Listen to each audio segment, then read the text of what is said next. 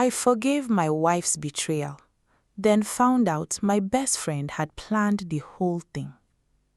The day Emeka forgave his wife, Agaizi, for sleeping with another man was the same day he poured palm wine on the ground for his ancestors and swore his life had finally found peace again. He was wrong.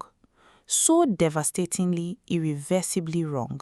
Because what no one told Emeka, what nobody dared whisper, even in the dark, was that the man Adaize slept with did not find her on his own. He was sent, arranged, delivered to her doorstep like a trap set by someone who smiled at Emeka every single day, someone who sat at his table, drank his beer, called him brother. If you are new here, before we go any further, hit that subscribe button because the kind of story we're about to tell, it does not come around often. Stay with me. Emeka Nwosu was born in a small compound in Inwe, the kind of place where your neighbor knows what you ate for breakfast before you finish chewing. His father was a mechanic. His mother sold akara by the roadside every morning. They were not rich, but they were proud and they worked hard, and Emeka absorbed all of that. By the time he turned 28, he had moved to Lagos, built a small logistics business from nothing, and rented a 2-bedroom flat in Surulere that he paid for himself. No uncle, no godfather, just sweat and silence and sleepless nights. That was when Adaize came into his life. She was from Anambra too, a teacher at a private primary school. The kind of woman who laughed with her whole chest and argued with her eyes before her mouth even opened. Emeka did not plan to fall in love. He had told himself that love was a distraction, that a man building something from the ground up could not be afforded to be distracted. But Adaize made distraction feel like the most productive thing he had ever done. They courted for 2 years.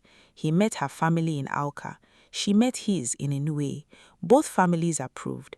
The traditional ceremony was done properly. Wine carrying, kola nut, bride price negotiated with dignity. The church wedding in Lagos had 143 guests. Emeka counted because he paid for every plate. The first 3 years of their marriage were not perfect. Nothing is. But they were real. They argued about money when the business was slow. They argued about children when Adaize's mother started calling too often asking about grandchildren.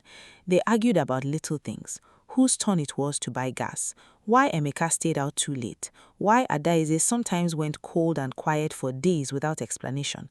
But they always came back to each other. Always. Emeka had one best friend through all of this. Obidike. He needs to be described properly because you cannot understand the full weight of what is coming without understanding who Obi was to Emeka. They had met in secondary school in Inue, 2 boys from struggling families who had found in each other the kind of friendship that becomes its own kind of family. When Emeka moved to Lagos, Obi followed 6 months later. When Emeka started his logistics business, Obi was the first person he told, the first one who gave him encouragement before anyone else believed. When Emeka married Adaize, Obi was his best man. He stood at that altar beside Emeka with tears in his eyes that looked completely real. Obi had his own life too, a job in a shipping company in Apapa, a small apartment in Isolo, a girlfriend named Titi whom he never seemed to commit to fully. But their lives and Emeka's life were so intertwined that their wives, or Adaize, since Obi never married Titi, referred to each other as in-laws. Obi came to their house every weekend. He ate Adaize's food. He played with the children when they eventually came, a boy named Chukwuemeka Jr., called Chuks, who was 4, and a girl named Chisom, who had just turned 2. So when Emeka came home one rainy Tuesday evening in October and found Obi's car parked outside his gate, there was nothing unusual about it, nothing that raised any alarm, nothing at all. What was unusual was the silence inside the house. Emeka noticed it the moment he stepped through the front door. Not the silence of sleep or rest, a different kind of silence, the kind that has weight, the kind that knows you are coming and holds its breath. Chuks and Chison were not running to meet him the way they always did. The television was not on. The kitchen had no smell of cooking. He walked deeper into the flat. He checked the children's room. They were there, both asleep, which was strange because it was barely 6 in the evening. Someone had put them to bed early, deliberately. He turned toward his bedroom. He did not have to open the door fully to understand what was happening. The sounds that reached him through the gap told him everything he needed to know, and a great deal more that he wished he did not know. He stood in that hallway for what felt like an entire lifetime, but was probably 3 minutes. And then, something happened inside Emeka Nwosu that he could not fully explain even years later when he tried to describe it. He did not explode. He did not kick the door open. He did not scream. He went completely, terrifyingly still, like a man who has just received a medical diagnosis and his body is processing a reality his mind has not yet agreed to accept. He walked back to the sitting room. He sat down on his sofa. He waited. Obi came out first. He saw Emeka and the color drained from his face so completely that even in the dim light of the sitting room, Emeka could see it happen. He opened his mouth and closed it again. He was wearing his shirt inside out. That detail, for some reason, was the one that finally cracked something inside Emeka's chest. Adaeze came out second. She froze in the doorway between the corridor and the sitting room. She was wearing a wrapper tied across her chest. Her eyes were not guilty, they were terrified, which is different. Guilt looks down. Terror looks straight at you because it is trying to calculate what comes next. Nobody said a word for a very long time. Then Emeka spoke. His voice was so calm it frightened both of them more than any shouting would have. He said, "Obi, leave my house." Obi left. He did not try to explain. He did not beg. He simply picked up his keys from the center table where they were sitting in plain sight, as if nothing was wrong, and he walked out of the door without looking back. What followed between Emeka and Adaeze that night was not a fight. It was a destruction.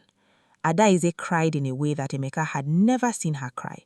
Not the tears of a woman caught, but the tears of a woman who had been carrying something heavy for a long time and was now releasing it all at once.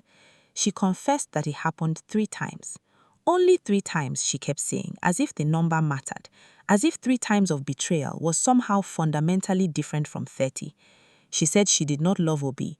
She said she did not know why it happened. She said she was ashamed and that she had been trying to find a way to stop, and she had been terrified every single day for the past 2 months. Emeka listened to all of it, every word. He did not interrupt once. When she was done, he went to the bedroom, picked up his pillow and his phone charger, and slept on the sofa that night.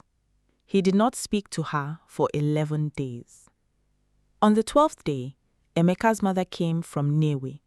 Nobody had called her, or so Emeka thought at the time. She arrived with a small bag and a large quantity of silence that she deployed with devastating precision. She did not take sides loudly. She simply moved through that flat like a quiet wind, cooking, taking care of Chooks and Chisom, watching Emeka with eyes that had seen too much of life to be shocked by any of it. On the 3rd evening of his mother's visit, she sat beside Emeka on the veranda while the Lagos sky turned orange and purple, and she said something to him in Igbo that translates roughly to this: a man who allows his house to burn completely because he is angry at the smoke is still a man who has no house at the end. He did not respond, but he heard her. 3 weeks after that terrible Tuesday, Emeka made the decision that many people in his life could not understand, and some actively criticized. He forgave Adaeze. Not the kind of forgiveness that pretends nothing happened. The real, painful, eyes-open kind. He told her plainly that he did not know if he could ever fully trust her again, that something had been broken that might never be completely repaired, but that he was willing to try to rebuild it, because of his children, because of the years they had invested, and because, though this part he said quietly, almost to himself, he still loved her in a way he could not simply switch off like a generator. They went to a marriage counselor, a pastor's wife in Ogba, who was known for her discretion. 3 sessions, then 5, then 8. It was painful and slow, and there were nights when Emeka would lie awake beside Adaeze and feel the distance between them like a physical wall, even though they were close enough to touch. But things moved. Slowly, things moved. As for Obi, Emeka cut him completely, did not return his calls, blocked his number after the fourth unanswered attempt, deleted their chat history, not because he wanted to erase the memory, but because he could not stand seeing it. 2 decades of friendship, finished, done, over. Or so he believed. Now, before we go into what Emeka discovered 7 months later, because what he found changed everything. I mean, everything he thought he understood about his wife, about his best friend, about his own life. I need you to do something. If you are watching this and you are not subscribed yet, please subscribe right now. What is coming in this story is the part that nobody sees coming, and you do not want to miss it. It was Adaze who found it first. That is the detail that haunts the story. The fact that the woman at the center of the betrayal was the one who accidentally uncovered the thing that explained the betrayal. 7 months after Emeka had chosen to stay, after the counseling sessions and the rebuilt silences and the careful tentative touch of 2 people trying to find each other again, Adaze was cleaning out the flat one Saturday morning while Emeka took the children to the park. She was the kind of cleaner who did not just dust surfaces, but moved furniture, went behind the television, rearranged shelves, and while moving a stack of old documents from the shelf in the study, old receipts, vehicle registration papers, business documents, she found something that did not belong to Emeka. It was a phone, a small old Samsung device, the kind that cost almost nothing, a secondary phone, dead. She charged it with a charger she found in the same general area, tucked behind the documents as if someone had hidden it in a hurry. When it powered on, it asked for a PIN. She guessed wrong twice and then got lucky on the 3rd try. 1984, the year Emeka was born, a PIN that someone who knows Emeka well would guess immediately. She sat on the floor of that study and she read. She read for 45 minutes without standing up. When Emeka came home with the children, Chisom was laughing and Chuks was still talking about the swings, and Adaze was sitting at the dining table with both hands flat on the surface and an expression on her face that he had never seen before and could not name. She had placed the phone on the table in front of her. He looked at it, then at her. She said, "Sit down." He sat. She told him to look at the phone. He picked it up. He read. He read slowly at first, then faster as his eyes adjusted to what he was actually seeing. His hands tightened around the device until his knuckles changed color. The phone had messages between Obi and someone whose contact name was simply Uncle K. The messages went back 2 years, 2 years before that Tuesday in October, and what the messages contained was not what you would expect to find between a man and his uncle. They were instructions. Obi had been paid, not by a stranger, not by some random enemy Emeka had made in the street. Obi had been paid by Emeka's business partner, a man named Nkena Okafor, who had been Emeka's partner in the logistics company for 4 years, a man who had been smiling at Emeka across meeting tables while simultaneously funding the destruction of his marriage. The messages were detailed enough to be called a plan. Nkena had identified Adaze's vulnerability at a particularly low moment in the marriage. There had been a bad business quarter 2 years prior. Emeka had been distant and stressed. Adaze had felt invisible in that period. She had said as much to a friend who apparently had a connection to Nkena's social circle. Nkena had heard about it, had calculated, and had gone to Obi. He offered Obi money, a significant amount, enough to clear a debt that Obi had been carrying silently, in exchange for Obi getting close to Adaze.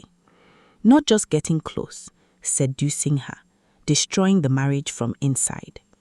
The reason, and this took Emeka longer to piece together, but it was in those messages too, in fragments and hints and references that slowly assembled themselves into a picture. The reason was the business. Emeka's logistics company had been growing, quietly, steadily, in the way that things built from genuine work tend to grow. And buried in the partnership agreement that Emeka had signed 4 years earlier, trusting Nkena, trusting the document that a cheap lawyer had drafted without Emeka fully understanding every clause, was a provision.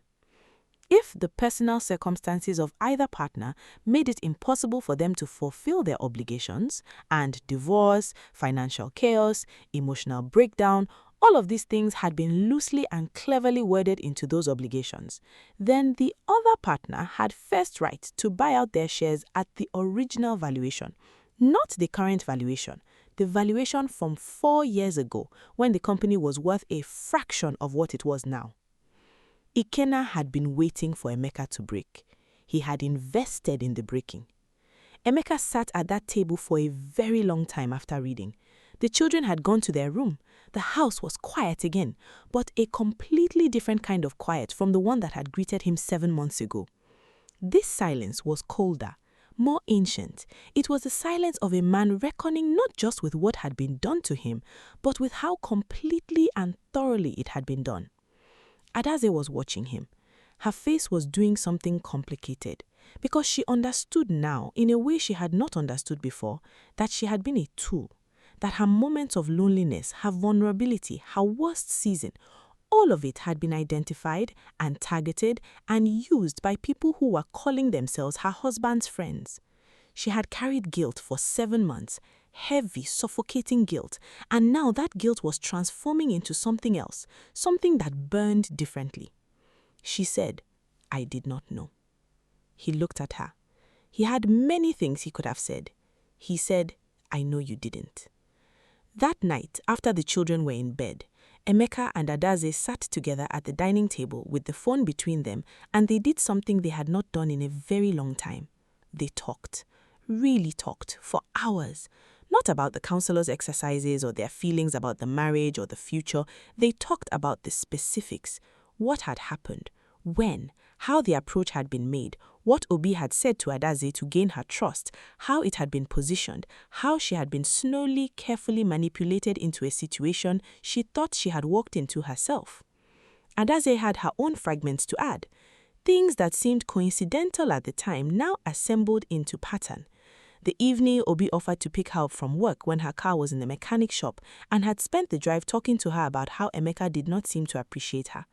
The time Obi had called her during a work trip Emeka was on and spent an hour on the phone listening to her frustrations, and she had thought, how kind, how brotherly, what a good friend her husband had. The gift he had sent to her on her birthday that year before Emeka had sent his own, a small thing, a gesture, but designed to plant something. The gradual, patient dismantling of her confidence in her marriage. She had thought it was her own unhappiness. She had not known she was being managed. She was crying by the end of telling it, not the same tears as 7 months ago. Those had been the tears of shame. These were the tears of someone who has understood that they were haunted. Emeka was not crying. He was very still, very focused. He was already thinking. He spent the next 3 weeks moving carefully. He did not go to the police first. He went to a lawyer, a different one from the cheap one who had drafted the partnership agreement, a senior woman from Lekki who specialized in commercial disputes and who had been recommended to him by a client. She sat across from her desk and she laid everything out. The phone, the messages, the partnership agreement, the clause, the valuation history. She listened with her reading glasses on and her pen moving in short, precise strokes. When she finished, she took off her glasses and looked at him. She said, "This man was not just trying to destroy your marriage, he was trying to steal your company." Emeka said, "I know." She said, "And the friend, this Obi, he has committed serious civil wrong in addition to the personal one. We can pursue him." Emeka said, "I know that too."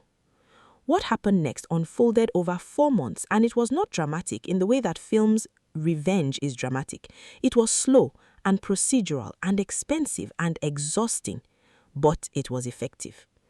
The lawyer filed a suit against Ikenna Okafor, Emeka's business partner, for fraudulent inducement, tortious interference with marital and business relations, and multiple other claims that the lawyer navigated with a precision that made Emeka grateful every single day that he had hired her.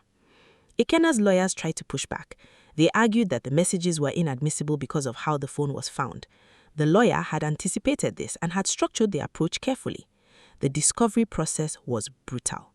What came out during discovery was worse than what was on the phone. Ikenna had done this before. Not with the same target, not with the same method, but the basic architecture of finding a vulnerable person close to a business partner, engineering a crisis, and then swooping in on the wreckage. This was not his first time. There was another man, a man in Port Harcourt who lost half his business 4 years earlier in circumstances that looked at the time like bad luck and personal failure. That man was found. He gave a deposition. The case became larger than just Emeka. Obi was served separately. The civil claim against him was smaller in monetary value but enormous in its personal weight. He did not fight it. His lawyer reached out within 2 weeks of service seeking to settle. The settlement negotiation was another kind of conversation entirely. Emeka sat in that room with his lawyer, and he looked across the table at Obi, the first time he had seen him face to face since that Tuesday in October, and Obi could not hold his gaze, not for a single second. He looked at the table, he looked at his hands, he looked at the wall, everywhere except at Emeka. Emeka made a decision in that room that surprised even his lawyer. He said he would not take money from Obi. He said he wanted one thing only. He wanted a full written and signed confession, notarized, describing exactly what Obi had been hired to do, who had hired him, how much he was paid, and the full timeline of events. He wanted it on record. He wanted Obi to live knowing that it was on record. Obi signed it. Walking out of that building, Emeka's lawyer said to him quietly, "That was a more powerful punishment than any money you could have taken." Emeka did not respond. He was thinking about 23 years of friendship. He was thinking about a boy from Newi who stood beside him at an altar with tears that looked real.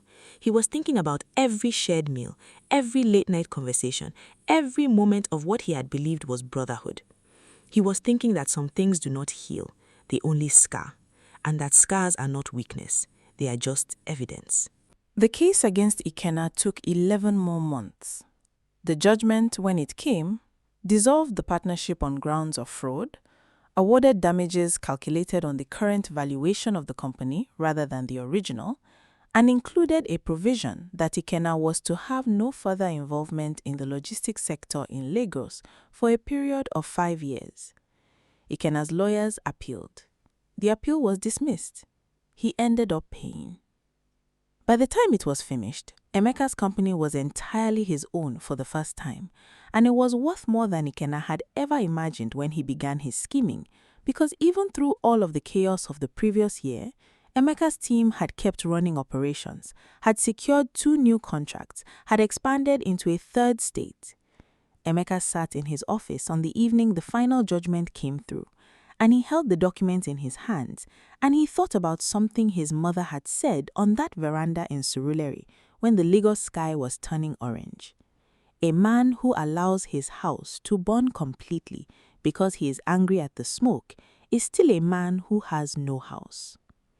He had not let the house burn.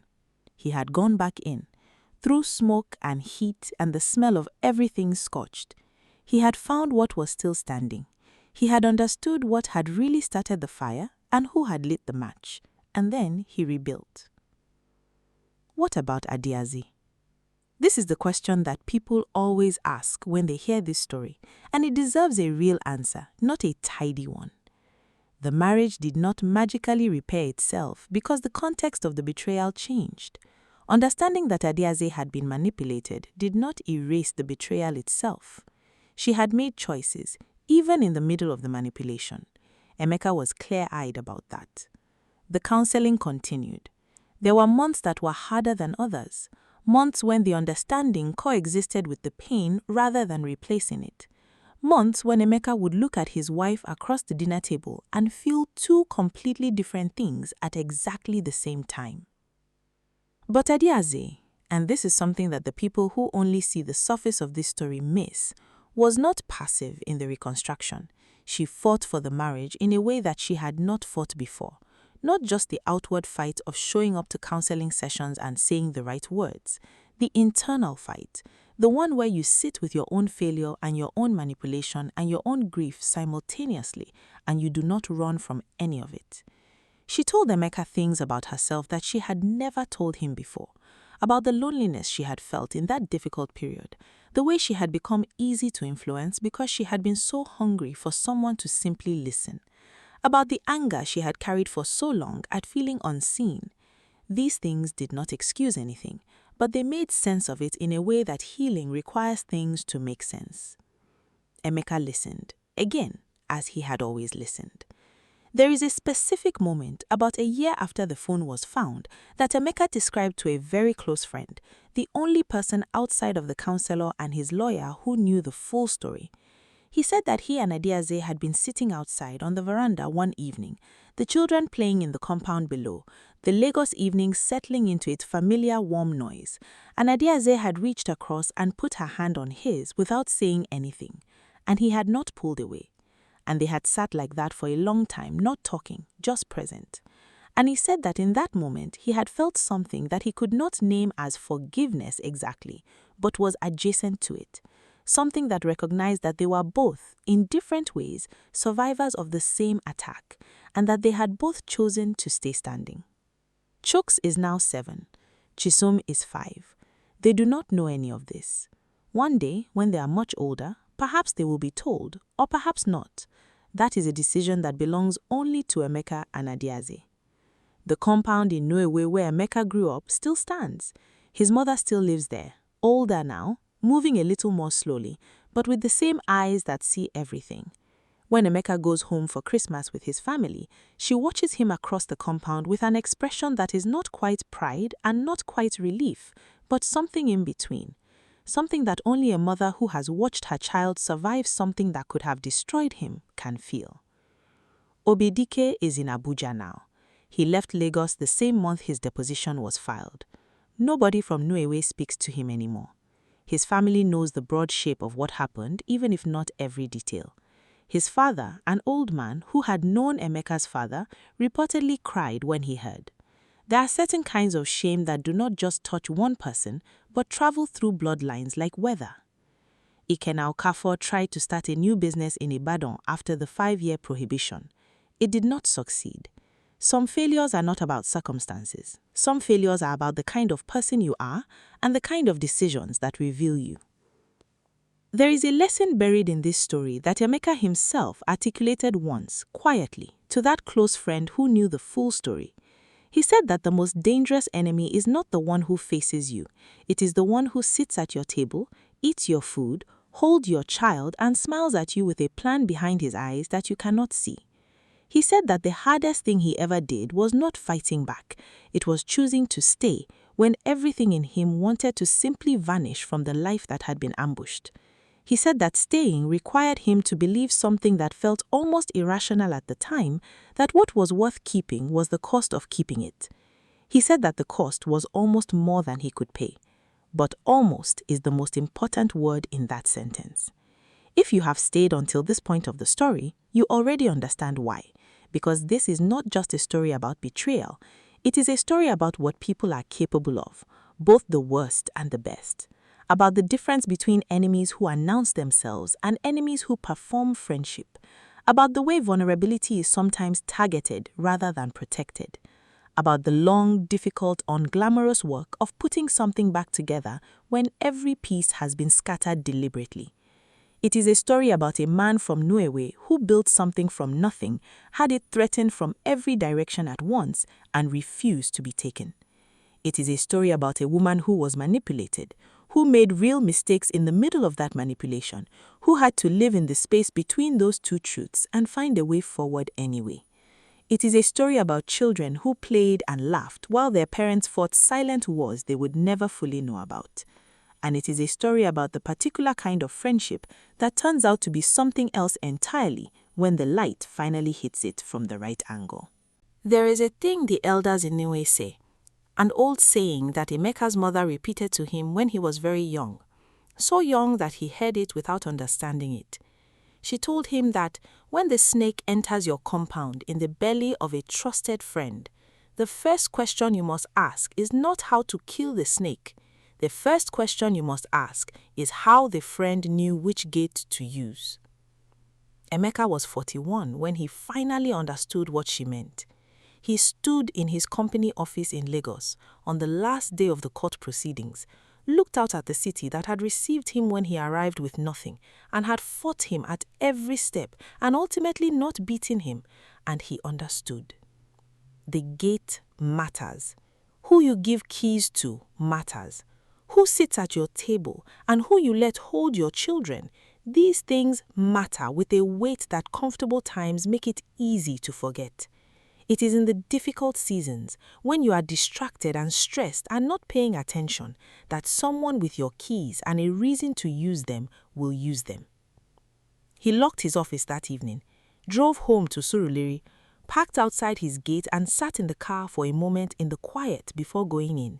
He could hear Chooks and Shisom through the window, some argument about whose turn it was for something, the ordinary noise of children who feel completely safe. He got out of the car. He went inside. He was home. If this story moved you, if it reached something in you that needed to be reached, please subscribe to this channel. We tell stories from the heart of African life, real, layered, human stories that do not flatten people into heroes and villains, but show them as they actually are, complicated, wounded, capable, and sometimes, just sometimes, capable of something that looks almost like grace. Subscribe, share this with someone who needs to hear it, and leave a comment below telling me which part of this story hit you the hardest. I read every single one. Until the next story, stay wise. Know who holds your keys.